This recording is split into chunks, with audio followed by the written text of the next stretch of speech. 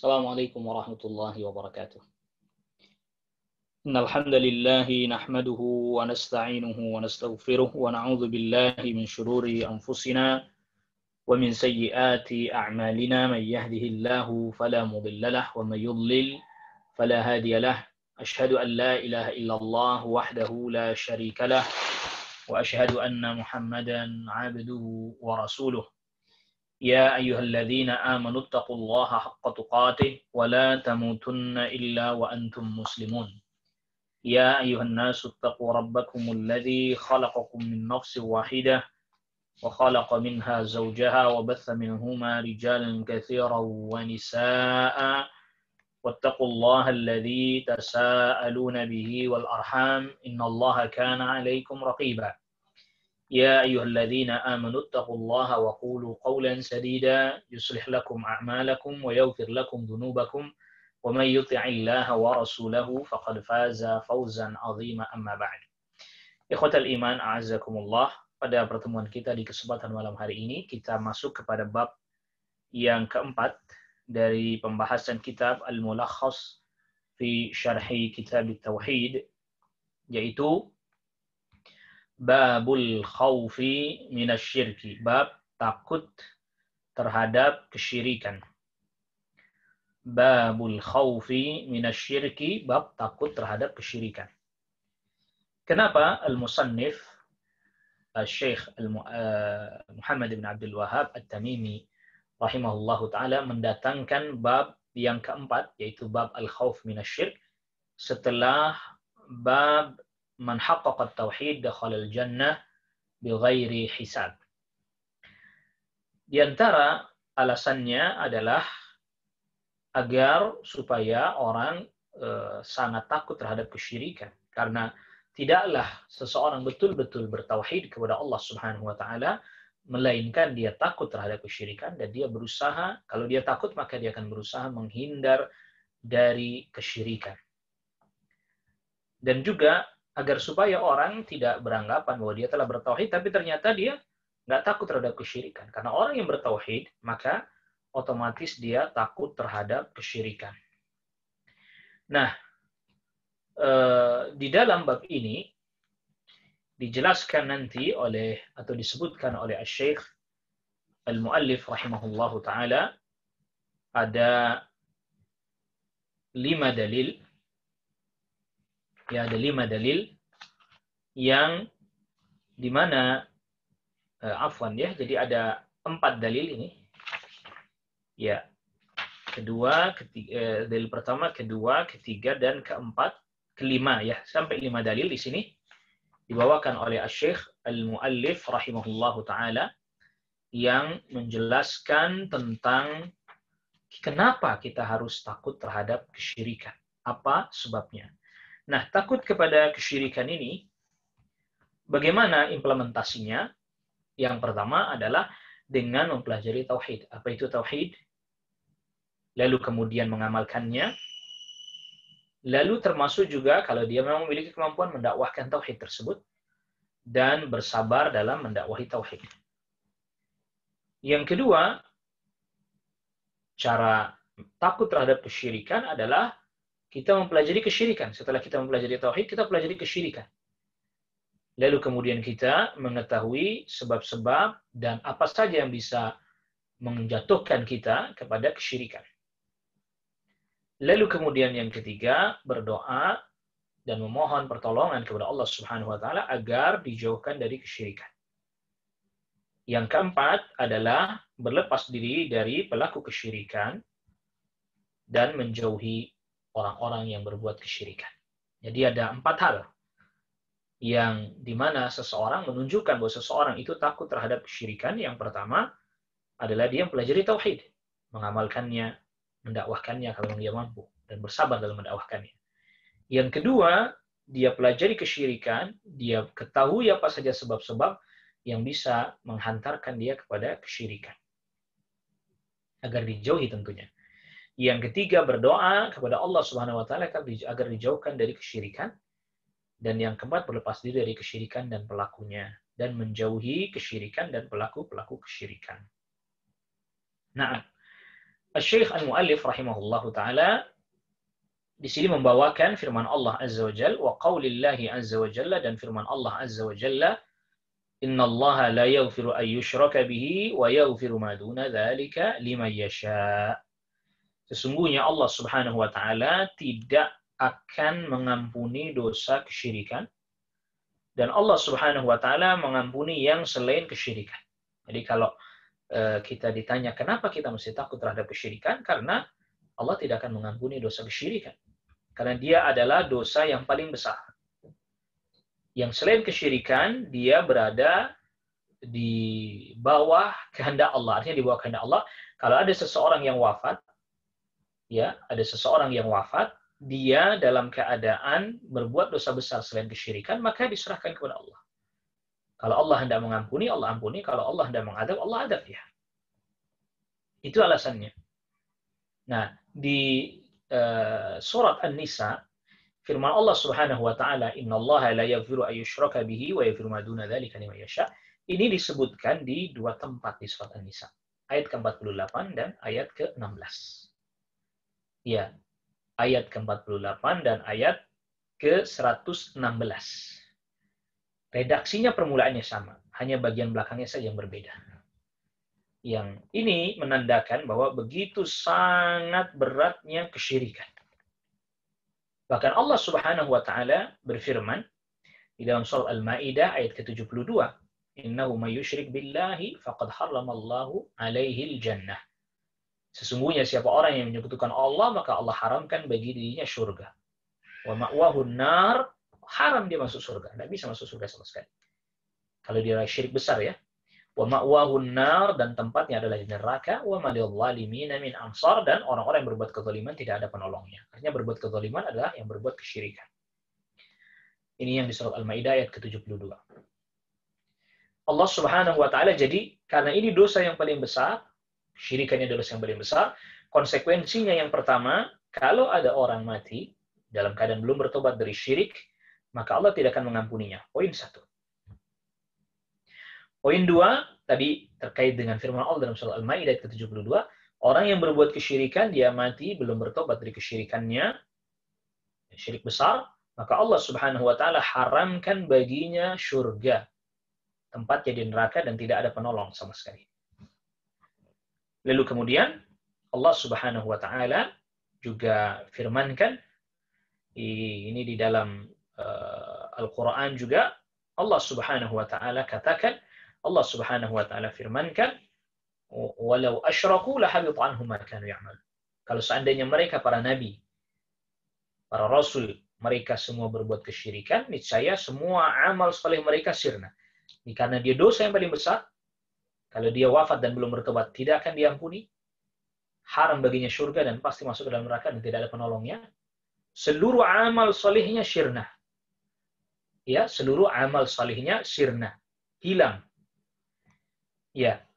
Dan orang-orang musyrik, jelas-jelas dia berbuat kesyirikan, orang-orang musyrik, Allah Subhanahu wa taala firmankan mereka boleh diperangi. Ya, artinya boleh diperangi, artinya ya dia ketika tidak mau tunduk ya diperangi. Allah Subhanahu wa taala berfirman, faqtulul musyrikina haitsu wajadtumuhum wa khudhuhum wahsuruhum waq'udu lahum kulla marsad.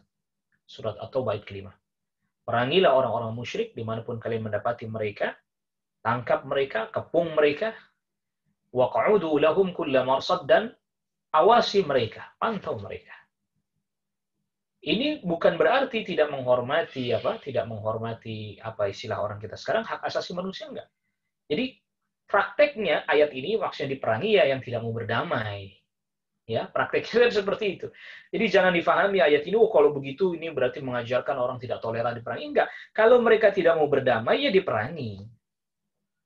Sebagaimana itu maklum ketika kita membaca sirahnya Rasul sallallahu alaihi wasallam. Ya, mempelajari sejarah atau sirahnya Rasul sallallahu alaihi wasallam. Orang-orang musyrik Quraisy ketika mereka tidak mau berdamai, bahkan justru mereka memerangi, ya diperangi. Kalau mereka mau berdamai, ya berdamai. Jadi orang-orang musyrik boleh diperangi ketika mereka tidak mau lagi berdamai dan seterusnya. Nah ini menunjukkan bahwa begitu besarnya kesyirikan sehingga sampai-sampai dia terkena hukum di dunia, di antaranya diperangi, artinya diperangi, halal darahnya maksudnya adalah ketika mereka tidak mau berdamai, mereka maunya perang, ya halal diperangi, dibunuh, ditumpahkan darahnya, itu maksudnya. Kalau murtad, tadinya dia muslim, lalu dia berbuat kesyirikan ini termasuk murtad. Maka Rasulullah SAW sabdakan, "Membaddala dinahu faqtuluh." Siapa orang yang mengganti agamanya, maka bunuhlah dia. Itu sabda Nabi SAW. Dia diminta bertobat kembali kepada agama Islam, tidak mau, maka dia dibunuh. Ini orang murtad. Ya, maksudnya halal darahnya, ketika dia diminta bertobat tidak mau, maka dihukum dia, dieksekusi. Orang musyrik yang tidak murtad, artinya dari awal memang dia musyrik. Dari awal dia musyrik. Atau memang dia lahir dalam keadaan sudah musyrik atau kafir. Diajak berdamai tidak mau, ya diperangi, halal darahnya ditumpahkan. Yang kemudian hartanya juga dirampas. Loh, mungkin sebagian orang kan bertanya, ada jadi harta rampasan perang. Sebagian orang bertanya, loh, kok kejam begitu?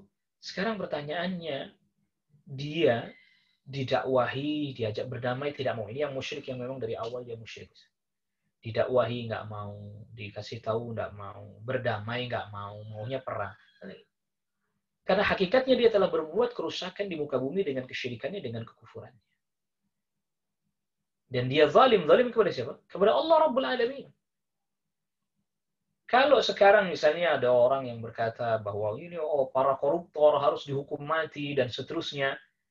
Ya, kenapa? Karena dia telah zalim, karena dia telah merampas hak manusia dan seterusnya. Lalu bagaimana dengan hak Allah Subhanahu wa taala? Berapa banyak pegiat hak asasi manusia misalnya?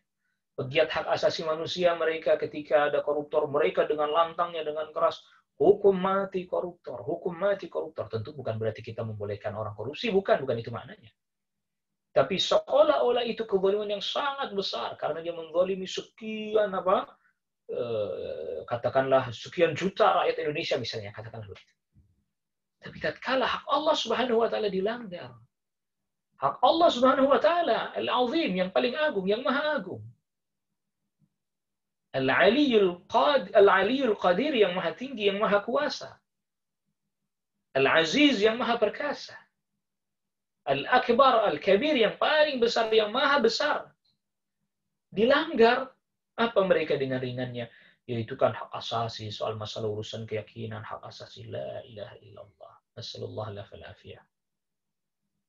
Ini pertanda bahwa timbangan akal manusia tidak pernah pada timbangan yang betul-betul berimbang, melainkan apabila didasari atas dasar pemahaman terhadap wahyu yang diturunkan oleh Allah Rabbul Alamin.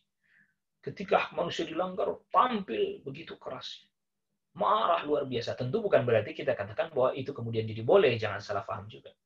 Tapi ketika hak Allah dilanggar, dia yang seakan-akan menjadi orang yang membela. Nggak apa-apa, itu hak asasi manusia. Apa urusan Anda dengan keyakinan orang? Apa urusan Anda dengan iman seseorang? Anda tidak boleh menghakimi, menghukumi, dan seterusnya. Seolah-olah berkata bijak.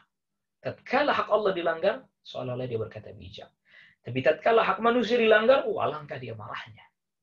Tentu kita tidak mengatakan bahwa melanggar hak manusia itu juga diperbolehkan. Tidak.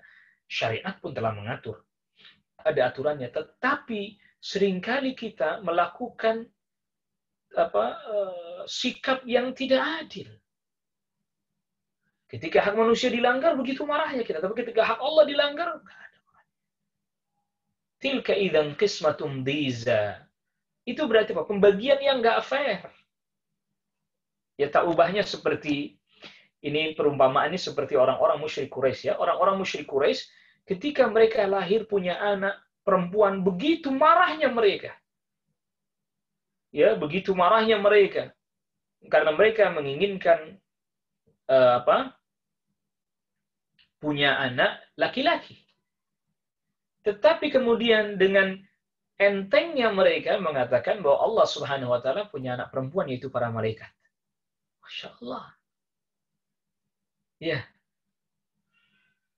Jadi bagaimana mungkin ini kayak begini? Di manusia atau orang Quraisy pada saat itu Atau orang Arab pada saat itu mereka nggak mau punya anak perempuan karena malu, nggak bisa diajak berjihad, berkuda, berburu. Tapi mereka dengan seenaknya mengatakan bahwa Allah Subhanahu wa taala punya anak perempuan, itu malaikat. Allah musta'an. La ilaha illallah. Tilka idzan qismatun dhiza.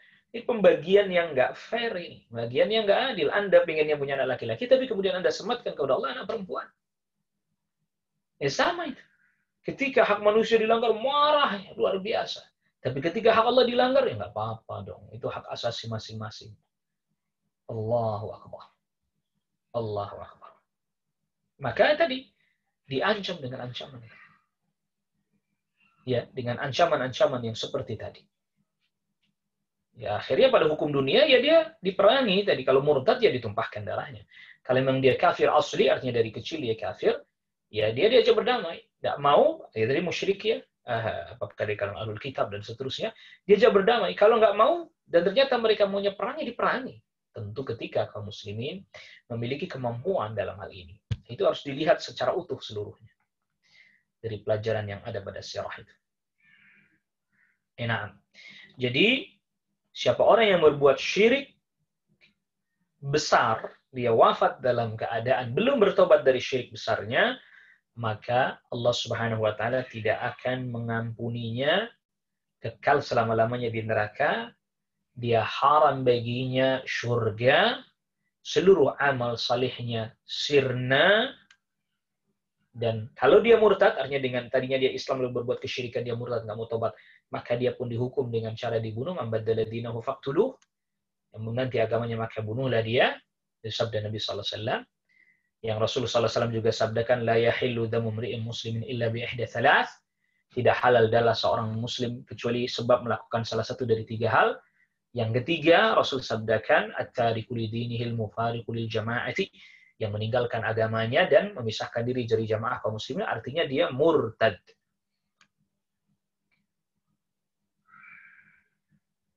Ya, nah. Itu kalau syirik besar. Kalau syirik kecil bagaimana?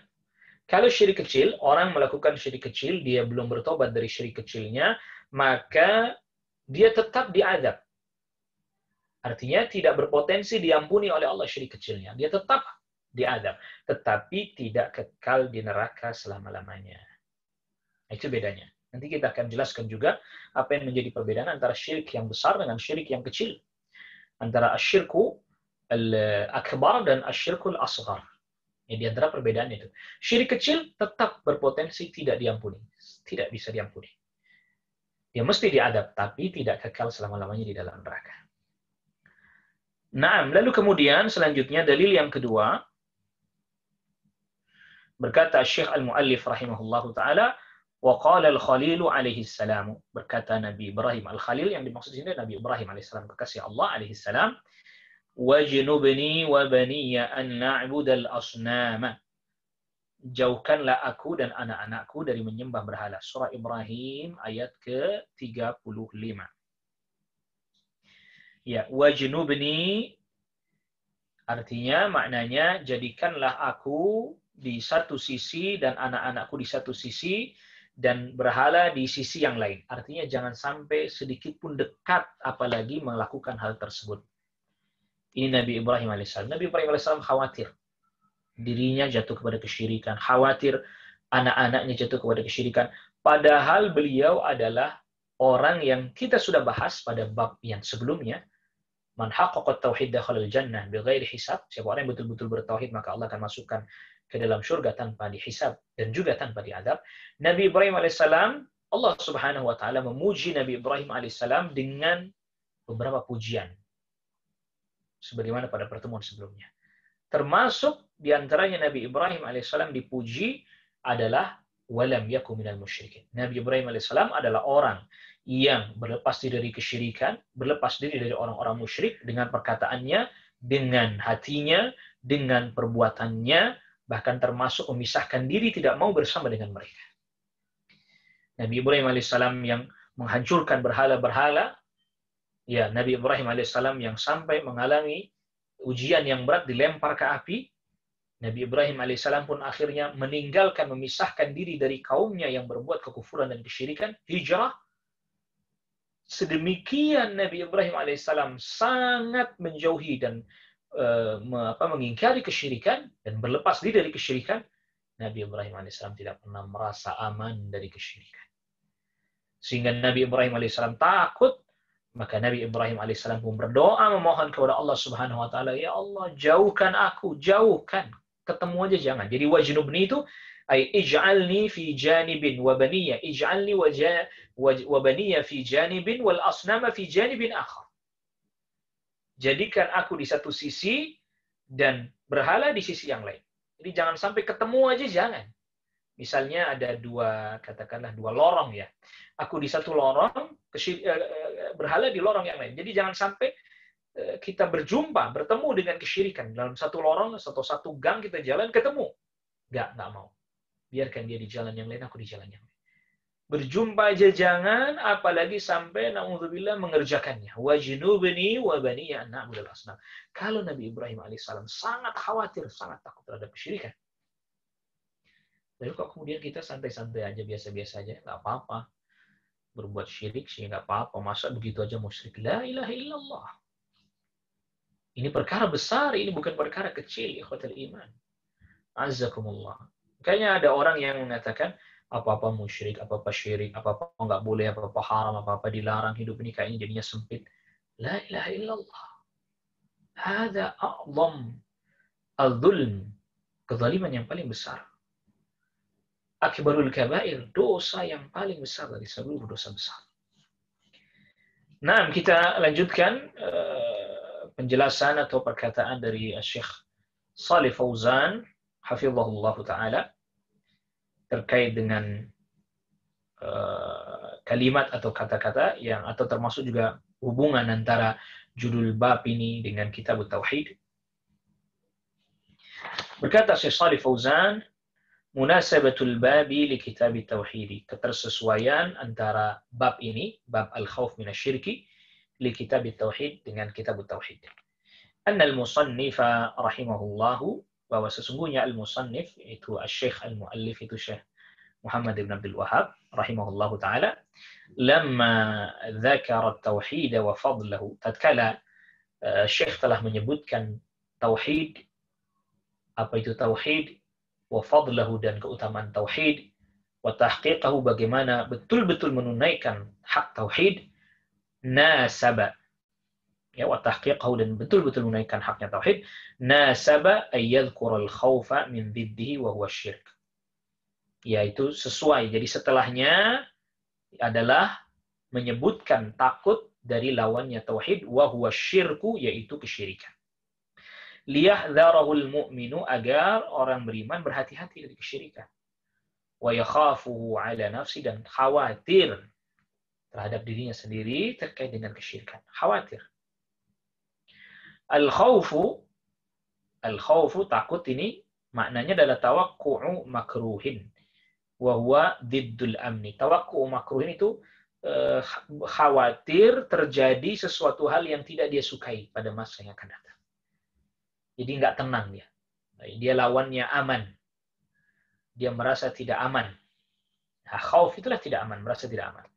Asyirku, definisi syirik adalah sarfu syai'in minal ibadati li ghairillahi.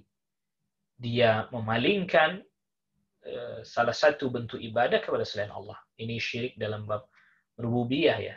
Kita sudah pernah jelaskan juga definisi Syekh rahimahullahu taala tentang definisi syirik yang lebih luas, yaitu taswiyatu ghairillahi billahi, menyamakan selain Allah dengan Allah Subhanahu wa taala fi syai'in min khasaisihi, di dalam salah satu dari kekhususan Allah Subhanahu wa taala, baik itu kekhususan terkait dengan rububiyah, baik terkait dengan uluhiyah, baik terkait dengan nama-nama dan sifat-sifat Allah.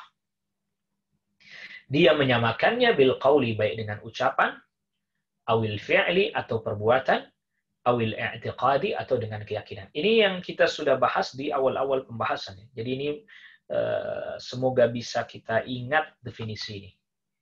Jadi definisi yang dibawakan oleh Syekh di sini, asyirku sarfu syai' minal ibadati li ghairillah, ini syirik dalam bab uluhiyah. Tapi definisi syirik yang lebih mencakup lagi, tadi kita sudah katakan, Taswiyatu ghairillahi billahi. Menyamakan selain Allah Subhanahu wa taala dengan Allah Subhanahu wa taala. Menyamakannya dalam apa? Fi syai'in min khasaisihi, di dalam salah satu dari kekhususan-kekhususan Allah. Kekhususan ini yang terkait rububiyah, uluhiyah, asma wa sifat, nama-nama dan sifat itu kekhususan bagi Allah. Nah, dia samakan baik dengan ucapan bil qauli awil fi'li, atau dengan perbuatan, awil i'tiqadi, atau dengan keyakinan. Nah, ini kita catat definisi ini agar supaya kita mudah untuk bisa memahami makna kesyirikan. La yaghfiru ay yushraka bihi, tidak akan mengampuni dosa kesyirikan.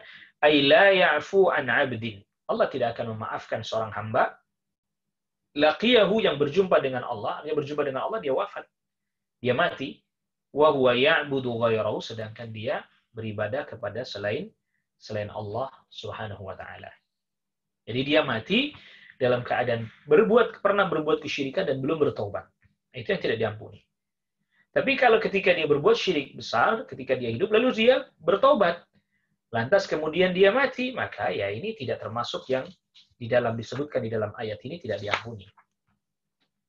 Wa yaghfiru ma duna dzalika, dan Allah mengampuni yang selain itu, selain kesyirikan. Ay yaghfiru ma duna syirki minadz dzunub, mengampuni yang ini ada yang memaknai duna ini di bawah.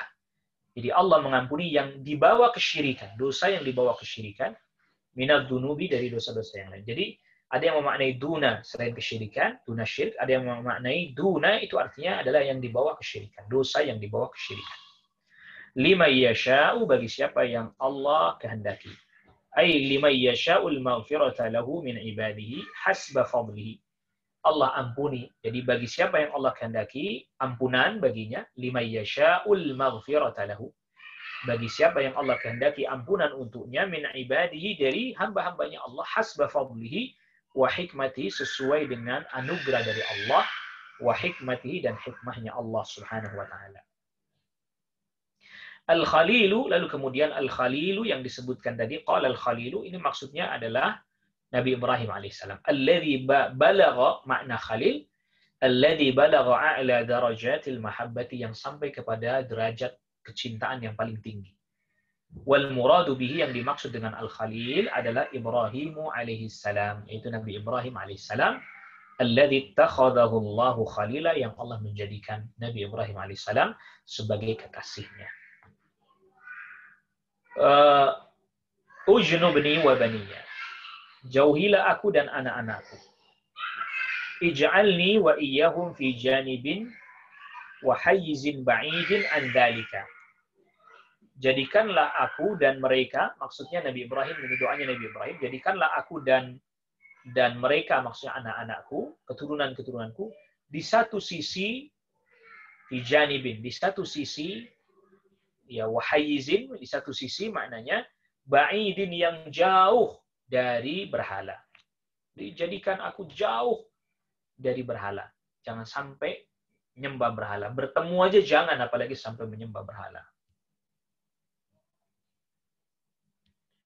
Naam. Lalu kemudian al-asnamu. Al-asnamu jam'u sanamin. Ya, al-asnam adalah jamak dari sanam. Kita terjemahkannya berhala. Wa huwa ma kana manhutan ala suratil bashari, yaitu yang dibentuk menyerupai rupa bentuk manusia, au ala surati ayyi hayawanin, atau dibentuk menyerupai bentuk hewan. Jadi patung yang dibuat menyerupai manusia atau menyerupai bentuk apa? Hewan. Ini disebut dengan asnam. Kalau al-wathan, jamaknya authan, ini lebih umum lagi. Dia baik yang berbentuk patung atau yang tidak ada bentuknya. Ya, berbentuk patung, berbentuk seperti manusia atau berbentuk hewan, atau yang tidak berbentuk seperti manusia ataupun hewan. Kubur misalnya, al-authan. Maka oleh karena itu Nabi SAW bersabda, Allahumma la taj'al qabri wathanan yu'bad. Ya Allah, jangan jadikan kuburku sebagai wathanan yu'bad, berhala yang disembah. Tidak disebut sanaman. Ya, karena tadi al-wathan mencakup Ada di antara para ulama yang memaknai al-wathan mencakup yang berbentuk atau yang tidak. Sebagian lagi mengatakan al-wathan itu yang tidak berbentuk patung. Tapi kalau yang berbentuk patung, sanam. Jamaknya adalah al-asnam. Al-ma'na al-ijmaliyu lil ayatil ula. Makna global ayat yang pertama. Anna Allah subhanahu, bahwa sesungguhnya Allah subhanahu wa ta'ala, yukhbiru khabaran mu'akkadan. Mengkhabarkan dengan khabar yang sangat dikuatkan. Annahu, bahwa sesungguhnya Allah subhanahu wa ta'ala, la yaghfiru li'abdin. Allah tidak mengampuni seorang hamba. Laqiyahu, yang berjumpa dengan Allah, artinya dia mati, wa huwa musyrikun bihi, sedangkan dia dalam keadaan masih menyekutukan Allah dengan selain Allah, artinya dia belum bertobat. Liuhadzirana minasyirki, agar Allah memberikan peringatan keras kepada kita dari kesyirikan, dari berbuat kesyirikan. Wa annahu yaghfiru ma duna asyirki minadz-dzunubi liman yasha'u ay yaghfira lahu. Dan Allah Subhanahu wa taala, wa annahu, dan sesungguhnya Allah Subhanahu wa taala, yaghfiru ma duna asyirki minadz-dzunubi. Allah mengampuni dosa yang di bawah kesyirikan. Liman yasha'u, bagi siapa yang Allah kehendaki, ay yaghfira lahu, untuk Allah ampuni dia. Nah, Allah mengampuni orang yang berbuat dosa yang di bawah kesyirikan dan dia mati belum sempat bertobat dari dosa tersebut, tafaddulan wa ihsana, karena anugerah dari Allah dan kebaikan dari Allah Subhanahu wa taala. Li'alla naqnata, agar kita tidak berputus asa, li'alla naqnata min rahmatillahi, dari rahmatnya Allah Subhanahu wa taala. Al-ma'na al-ijmaliyu lil ayati tsaniyati. Makna global ayat yang kedua. Anna Ibrahim al-Khalil, bahwa sesungguhnya Nabi Ibrahim al-Khalil, kekasih Allah alaihi salatu wassalam, yad'u rabbahu azza wa jalla. Nabi Ibrahim alaihi salam berdoa kepada Allah, pada Rabbnya azza wa jalla. Ay yaj'alahu huwa wa banihi fi janibin ba'idin an ibadatil asnami. Nabi Ibrahim alaihissalam berdoa kepada Allah Subhanahu wa taala agar Allah jadikan dirinya dan anak-anaknya di sisi yang sangat jauh dari menyembah berhala. Wa ayyuba'ida bainahu wa bainaha, dan agar Allah menjauhkan antara dirinya dan berhala-berhala. Nabi Ibrahim masih takut, memohon kepada Allah Subhanahu wa taala agar dijauhkan dari kesyirikan. Begitu juga khawatir anak-anaknya jangan sampai. Dan termasuk doanya Nabi Ibrahim ini diijabah oleh Allah Rabbul Alamin, sehingga tidak ada dari anak keturunan Nabi Ibrahim kecuali ya menjadi nabi, menjadi rasul. Bukan berarti nggak ada yang menyimpang, tapi yang menyimpang ini wallahu a'lam, dari keturunan Nabi Ibrahim sampai, ya kalau dihitung dari Ismail alaihissalam, ya, lalu kemudian sampai Nabi Muhammad SAW, itu jadi para nabi dan para rasul. Li'anna al-fitnata biha 'azimatun. Perhatikan ini, karena fitnah terkait dengan berhala ini, menyembah selain Allah ini, begitu besar sekali. Maka lanjutan ayat yang disebutkan di dalam ayat ini kan ayat ke-35 dari surah Ibrahim, Rabbi, ini ayatnya ayat ke-35, Rabbi ja'al hadzal balada amina, ya Allah jadikanlah negeri ini negeri yang aman, Makkah. Wajnubni wa baniya an na'budul asnama, dan jauhkan diriku dan anak-anakku menyembah berhala.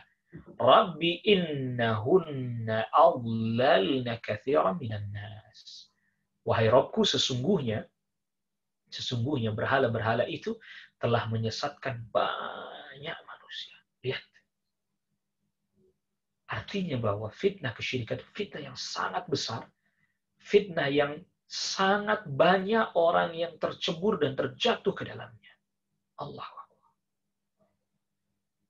Wala ya'manul wuqu'a fiha, dan Nabi Ibrahim tidak merasa aman terjatuh dalam fitnah yang besar ini. Nabi Ibrahim nggak ngerasa aman, masa kita malah ngerasa aman? Oh, kita mah nggak mungkin lah berbuat kesyirikan. Sudah nggak mungkin ada kesyirikan lagi di zaman seperti sekarang ini. La ilaha illallah. Lalu kenapa Nabi Ibrahim alaihissalam memohon perlindungan kepada Allah agar dijauhkan dari kesyirikan? Mohon agar dijauhkan dari kesyirikan dirinya dan keturunan-keturunannya. Tidak lain tidak bukan karena begitu besar fitnahnya kesyirikan ini. Bahayanya juga besar. Nggak main-main ini. Maka orang hari ini menganggap remeh, menganggap enteng. Masa hari ini ada orang berbuat kesyirikan? Nggak mungkin, zaman sudah modern. Allah. Hadza yadullu ala al-jahl bisyirk. Hal ini atau sikap seperti ini menunjukkan bahwa dia nggak ngerti tentang kesyirikan. Karena kalau dia tahu kesyirikan, bahayanya, niscaya dia tidak akan mengatakan, nggak mungkin hari ini ada kesyirikan. Nyatanya Nabi Ibrahim alaihissalam, Imamul Hunafa, imamnya orang-orang yang hanif, orang-orang yang menghadapkan dirinya kepada Allah dan berpaling dari kesyirikan, dari selain Allah, pemimpinnya ini, imamnya Hunafa, tidak pernah merasa aman dan tidak lantas merasa bebas, tidak akan pernah terkena fitnah yang besar ini. Tetap khawatir, mohon kepada Allah. Maka tadi saya sebutkan, takut pada kesyirikan dengan 4 hal. Mempelajari tauhid, mengamalkannya, mendakwahkannya, dan bersabar. Mempelajari kesyirikan, sebab-sebabnya, dan apa saja yang menyebabkan kita atau menghantarkan kita pada kesyirikan. Ya, lalu kemudian berdoa kepada Allah agar dijauhkan, seperti yang dilakukan oleh Nabi Ibrahim alaihissalam. Agar kita dijauhkan dari kesyirikan. Dan yang keempat adalah kita berlepas diri dari kesyirikan dan pelaku kesyirikan. Dan menjauhi mereka agar kita tidak termasuk dari mereka. Munasabatul ayataini lil babi, ketersesuaian 2 ayat ini dengan judul bab. Babnya al-khauf minasyirik, takut terhadap kesyirikan. Annal ayat al-ula, bahwa ayat yang pertama tadullu, menunjukkan ala anna syirka a'zamu dzunubi, bahwa kesyirikan adalah dosa yang paling besar. Ya, dosa yang paling apa? Paling besar kesyirikan itu. Li'anna man mata alaihi, siapa orang yang mati sedangkan dia belum bertobat dari kesyirikan, la yughfaru lahu, tidak akan diampuni. Wa hadha yujibu lil 'abdi shiddatal khawfi min hadha adz-dzambi alladhi hadha sya'nuhu. Ini mengharuskan seorang hamba sangat takut terhadap dosa yang seperti ini keadaannya, itu tidak akan diampuni oleh Allah kalau belum bertobat darinya. Ayat yang pertama. Wal ayatu tsaniyatu, dan ayat yang kedua tadullu, menunjukkan ala anna Ibrahim, bahwa Nabi Ibrahim, sungguhnya Nabi Ibrahim alaihissalam, khafa syirka ala nafsihi, khawatir kesyirikan atas dirinya sendiri. Da'allaha ayyu'afiyahu minhu, Nabi Ibrahim alaihissalam berdoa kepada Allah agar Allah menyelamatkan dirinya dari kesyirikan, menjaga dirinya dari kesyirikan. Begitu juga bahkan bukan hanya untuk dirinya doanya Nabi Ibrahim alaihissalam, doanya pun untuk keturunan-keturunannya, anak keturunan wabaninya. Fama dhannu bi ghairihi, lalu gimana prasangka Anda dengan yang selain Nabi Ibrahim? Apakah Anda merasa bebas, merasa pasti nggak akan kena kesyirikan? Fal ayatani tadullani ala wujubil khawfi minasyirki, maka 2 ayat ini menunjukkan kita wajib takut terhadap kesyirikan.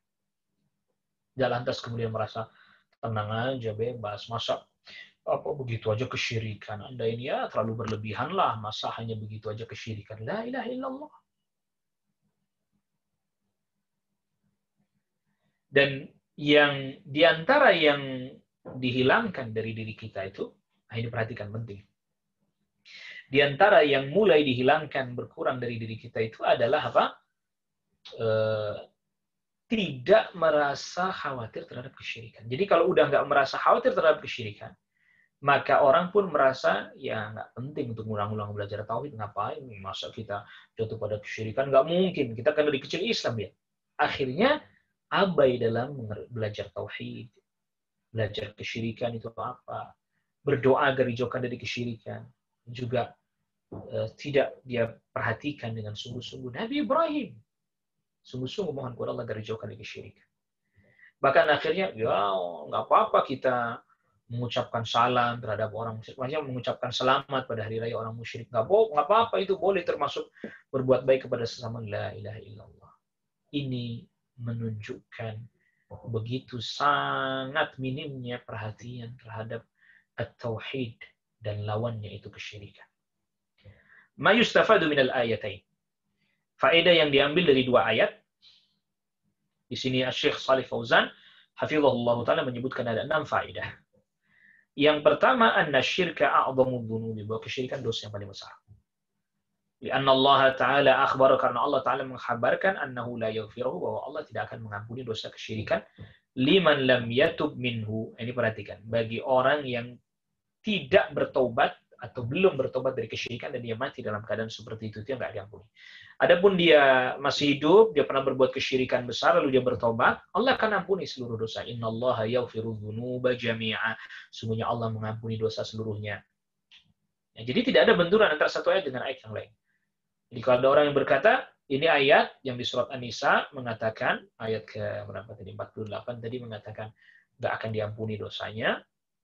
Ya, sedangkan di ayat yang lain di surat Zumar ya, Allah akan ampuni semua dosa. Ini gimana? Maksudnya, kalau dia berbuat kesyirikan, dia belum sempat bertobat, lalu dia mati, nah ini nggak diampuni dosanya.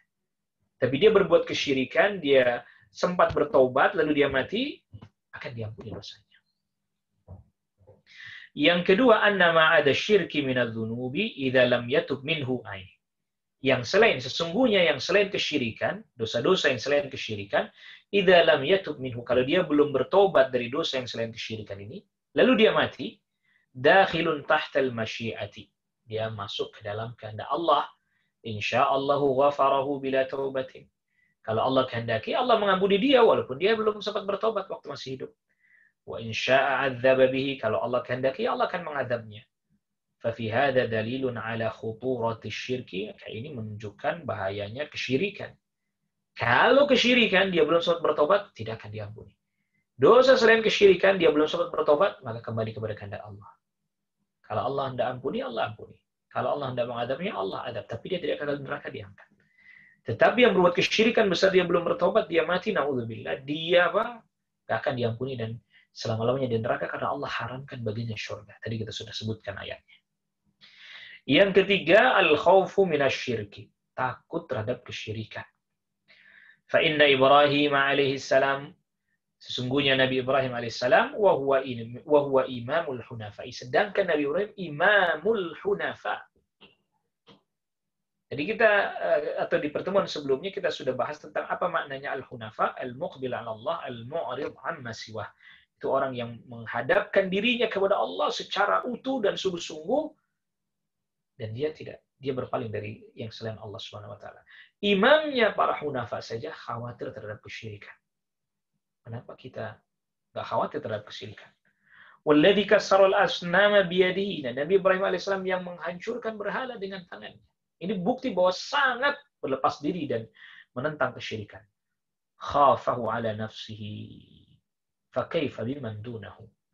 Nabi Ibrahim alaihissalam khawatir terhadap dirinya sendiri. Bagaimana orang yang keutamaannya, keimanannya di bawah Nabi Ibrahim alaihissalam lebih-lebih khawatir semestinya. Bukan justru malah, wah nggak mungkin ada kesyirikan. La ilaha illallah. Yang keempat, masyru'iyatud du'ai lidaf'il bala'i. Disyariatkan kita berdoa untuk menolak bala. Dan bala apa yang paling besar? Ikhwatul iman, a'azzakumullah. Bala kesyirikan itu adalah bala yang paling besar. Maka kita berdoa kepada Allah agar dijauhkan dari kesyirikan. Sebagian doanya Nabi Ibrahim alaihissalam. Wa annahu la ghinan lil insani an rabbi, dan ini sekaligus menunjukkan bahwa tidak pernah kita tidak butuh kepada Allah, nggak bisa. Kita tidak mungkin tidak butuh kepada Allah. Kita pasti butuh kepada Allah Subhanahu wa taala. Jadi ini disyariatkan berdoa untuk menolak bala. Bala apa yang paling besar? Kesyirikan. Dan ini sekaligus membuktikan bahwa kita ini nggak pernah bisa tidak butuh kepada Allah. La ghinan lil insan. La ghina lil insan. Nggak ada, tidak butuh bagi manusia an rabbihi, dari Rabbnya. Kita nggak bisa nggak butuh kepada Allah. Yang kelima, masyru'iyatu du'ail insani li nafsi wa li dzurriyyatihi. Disyariatkan seseorang berdoa untuk dirinya, itu pertama. Lalu kemudian berdoa untuk apa? Keturunan-keturunannya. Apalagi dengan doa yang azim ini, doa yang sangat agung ini. Doa agar dijauhkan kesyirikan. Nabi Ibrahim bukan hanya berdoa untuk dirinya, ya Allah jauhkan diriku dari menyembah berhala. Tetapi apa? Wabaniya. Bukan hanya wajnubni an a'budal asnam, tidak. Wajnubni wabaniya. Ya Allah jauhkanlah aku dan anak-anakku, keturunan-keturunanku, jangan sampai ada di antara keturunan-keturunanku yang menyembah berhala, berbuat kesyirikan kepadamu, ya Allah. Maka di antara doa yang Nabi Shallallahu Alaihi Wasallam ajarkan kepada sahabat Abu Bakar As-Siddiq radhiyallahu anhu, Allahumma inni a'udzubika an usyrika bika wa ana a'lam. Ya Allah, aku mohon perlindungan kepadamu menyekutukan Engkau sedangkan aku tak mengetahui. Wa astaghfiruka lima lam a'lam. Dan aku mohon ampun kepadamu yang tidak aku ketahui. Tapi bukan berarti aku mohon ampun kepada Engkau terhadap kesyirikan yang aku nggak ketahui terus nggak belajar, nggak nuntut ilmu. Nggak bisa ini. Ya ilmu menyebar di mana-mana, tapi dia nggak mau belajar. Ya, dia nggak bisa mengatakan saya tidak tahu. Beda orang sudah belajar, ternyata ada yang terluput dari dirinya yang betul-betul dia tidak ketahui setelah dia belajar, setelah dia mempelajarinya, tapi ada yang terluput darinya. Itu yang aku mohon ampun kepadamu dari yang aku tidak tahu. Naam, lalu kemudian selanjutnya yang keenam, faedah yang keenam, kata Syekh Shalih Fauzan, hafizallah ta'ala, ar-raddu 'alal juhali alladziina yaqulun, ini di dalamnya terdapat bantahan terhadap orang-orang yang berkata la yaqa'u syirku fi hadhil ummati. Tidak akan terjadi kesyirikan di umat ini. Ya.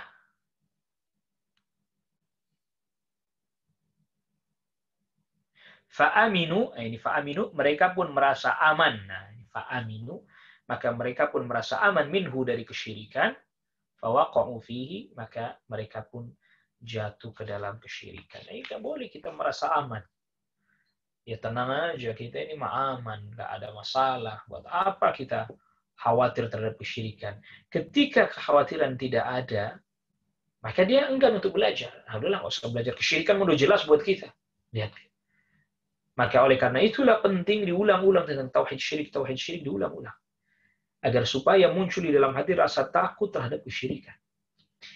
Maka pernah di satu kisah disebutkan ada seorang syekh ya punya murid mengkaji, kalau saya tidak salah ingat, mengkaji kitab tauhid. Akhirnya murid-murid ini merasa jenuh, merasa bosan. Ngajinya kok kitab tauhid terus si syekh, kenapa nggak bahas yang lain sih? Ya, akhirnya kemudian dibahaslah yang lain. Pembahasan yang lain. Lalu kemudian suatu ketika Syekh bertanya kepada murid-muridnya itu, Syekh ini bertanya kepada murid-muridnya itu, bagaimana pandangan kalian tentang orang yang menzinahi ibu kandungnya sendiri? Langsung mereka bereaksi. Ini perbuatan yang jelek, ini perbuatan yang nggak benar, ini perbuatan yang sangat keji, yang sangat buruk sekali. Bagaimana mungkin ada orang melakukan perbuatan sekeji dan seburuk ini, menzinahi ibu kandungnya sendiri, ya Syekh? Murid-muridnya merespon seperti itu. Lalu kemudian ditanyakan kepada mereka, bagaimana kalau ada orang yang menyembelih untuk selain Allah? Wah, ya itu mah ya biasa aja itu. Ya artinya ya buruk, tapi ya biasa saja. Lihat. Mereka merespon kesyirikan dengan biasa-biasa saja. Maka akhirnya kemudian salah seorang syekh ini, saya sedang tidak teringat namanya, salah seorang syekh ini pun kemudian mengajar kembali murid-muridnya itu kitab tauhid. Ulang lagi, belajar lagi kitab tauhid lagi. Sebenarnya tadi kita sudah katakan, kalau bab korupsi, wah ini nggak benar, ini harus dihukum mati, menyengsarakan rakyat, dan seterusnya. Tentu kita tidak membenarkan hal ini tentunya ya. Tapi ketika kesyirikan, loh, masa begitu aja kesyirikan? Masa begitu aja tidak boleh? Maka ketika ilmu ini tidak disebarkan, nggak diinformasikan, maka terjadi seperti ini. Oleh karena itulah dakwah tauhid harus terus disampaikan. Penjelasan tentang kesyirikan harus terus diinformasikan agar orang tidak menganggap remeh, agar orang tidak menganggap enteng kesyirikan. Adapun tentang tauhid dan kesyirikan telah menyebar seperti sekarang, alhamdulillah, ada melalui media sosial dan seterusnya menyebar, lalu dia beralasan tidak tahu, itu namanya berarti dia meremehkan. Itu berarti dia melalaikan. Ya bagaimana kemudian ketidaktahuan dengan sebab yang seperti tadi kemudian dibenarkan? Ya misalnya ada gini, ada orang ya, di situ ada sekolahan. Bahkan kalau sekarang ini bisa masuk gratis tanpa bayar sekolah di situ misalnya. Gratis tanpa bayar dan seterusnya difasilitasi. Ada di situ. Tapi dia nggak mau daftar di sekolah itu, nggak mau masuk. Lalu kemudian satu saat ada orang bertanya kepadanya, loh, kamu kok jadi orang yang bodoh? Emang kamu nggak sekolah ya? Iya, saya nggak sekolah. Saya bodoh. Loh, memang di tempat kamu nggak ada sekolahan? Ada. Lalu di tempat kamu sekolah itu biayanya mahal? Enggak, gratis. Siapapun bisa masuk ke sekolah itu. Siapapun bisa belajar di sekolah itu. Lalu kenapa kamu nggak belajar? Mesti disalahkan, kan? Mesti disalahkan. Nggak mungkin, ya udahlah, nggak apa-apa. Kamu diuzur karena kamu nggak tahu. Mesti disalahkan tuh. Mesti dicecer. Loh, kamu kenapa nggak sekolah di situ? Kamu kenapa bodoh? Kamu kenapa nggak tahu? Kamu kenapa nggak sekolah? Padahal sekolahan ada. Padahal untuk ikut sekolah itu gratis. Tidak perlu bayar. Bahkan difasilitasi. Kamu kenapa nggak ikut? Lihat, orang mencela dia. Nggak ada yang tidak mencelanya. Semua orang akan mencela dia. Pasti. Ayo kita buktikan. Ayo kita buktikan. Kamu kok nggak jadi orang yang bodoh sih? Kok kamu nggak tahu sih? Kamu nggak sekolah? Iya, saya nggak sekolah. Makanya saya jadi orang bodoh. Loh, emang di tempat kamu nggak ada sekolah? Ada. Lalu, kenapa kamu nggak sekolah? Emang sekolahnya mahal? Enggak. Gratis. Terus, difasilitasi bahkan. Kenapa kamu nggak belajar? Itu kamu salah. Lihat, nggak ada orang yang bilang, ya kamu diudur, kamu nggak apa-apa karena nggak belajar. Nggak ada. Nggak ada yang mengatakan itu. Nggak ada yang mengatakan. Pasti semua mereka akan mencela dia karena dia tidak mau belajar. Ini salah kamu. Ada sekolahan gratis. Kamu tinggal daftar aja kok nggak mau. Tinggal belajar aja kok nggak mau. Allahu Akbar. Ikhwatal iman, azakumullah. Maka hari ini dakwah tauhid walhamdulillah menyebar. Kalau seandainya mau belajar dia bisa. Bahkan dengan mudah. Bahkan untuk bertanya aksesnya bisa dibuka. Orang mau bertanya dan seterusnya. Fas'alu ahla dzikr. In kuntum la ta'lamun.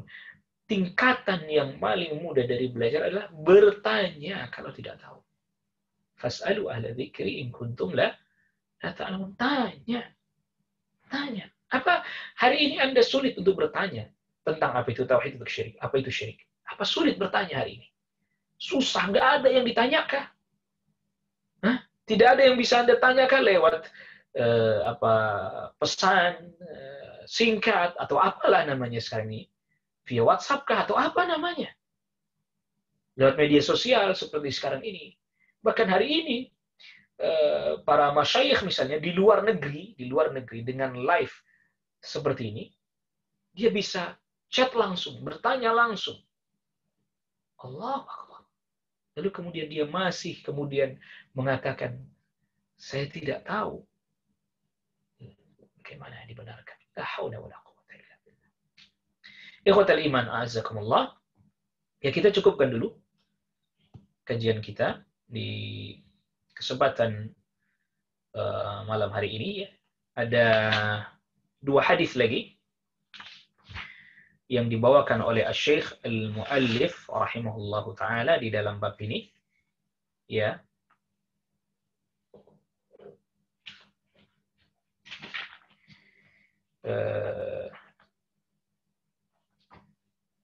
Nah. Jadi ada di sini ada 2 hadis lagi ya. Ya. 2 hadis lagi yang dibawakan oleh Syekh Al-Muallif rahimahullahu taala di dalam bab ini. Nah.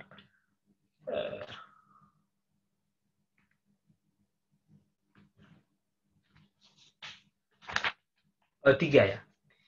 Ada 3 hadis lagi ya. Ada 3 dalil lagi yang dibawakan di dalam bab ini. Insyaallah kita bahas ini di pertemuan kita yang selanjutnya. Jadi kita cukupkan dulu. Wassallallahu ala nabiyina Muhammadin wa alihi washabbihi wa sallama tasliman katsira. Subhanakallah bihamdik. Asyhadu an la ilaha illa anta astaghfiruka wa atubu ilaik. Assalamualaikum warahmatullahi wabarakatuh.